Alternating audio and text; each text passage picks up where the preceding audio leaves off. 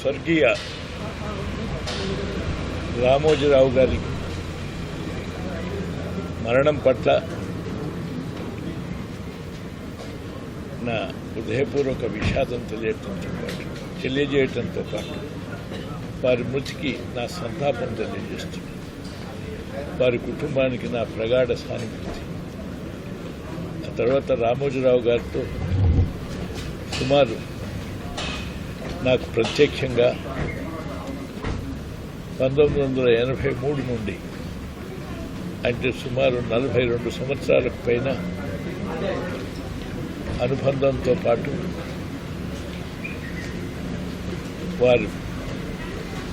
వారితో అనేక సార్లు ప్రత్యక్షంగా చర్చించేటువంటి అవకాశం వచ్చింది. వారు దేశంలో ప్రముఖ పాత్రికేయుడే కాకుండా పెద్ద వ్యాపారవేత్తనే కాకుండా అంతర్జాతీయంగా కీర్తి గడించే విధంగా ఆయన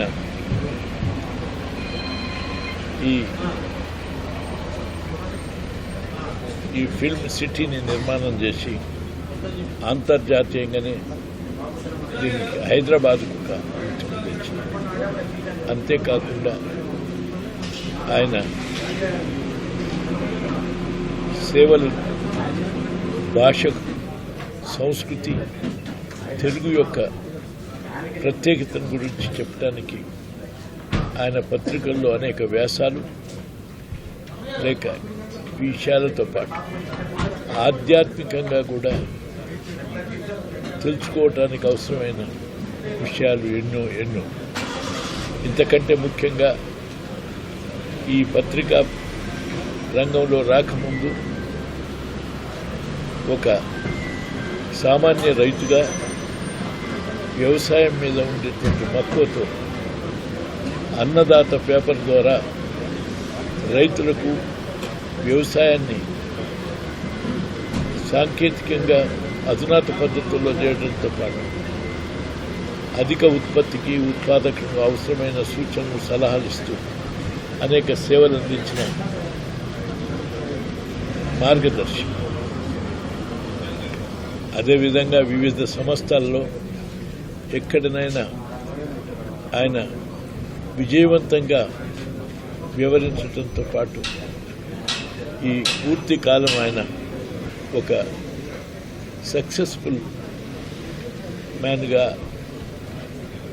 ఇతర సంస్థలు నిర్వహించే వాళ్లకు మార్గదర్శకంగా ఆదర్శకంగానే కాదు, ఒక నిర్వహణ దక్షకుడికి సంకేతంగా నిలిచి తెలుగు ప్రజల యొక్క అభిమానం పొందటంతో పాటు వారు చేసినటువంటి వివిధ కార్యక్రమాలు గర్వకారణం. అంతకంటే ప్రత్యేకంగా తుఫాన్లు వచ్చినప్పుడు కానీ, సునామీలు వచ్చినప్పుడు కానీ, లేక ఇతర విపత్తులు వచ్చినప్పుడు ఆ సందర్భాల్లో ఆయన సంస్థ ద్వారా పేదలకు ఇండ్ల నిర్మాణంతో పాటు వివిధ రేఖలు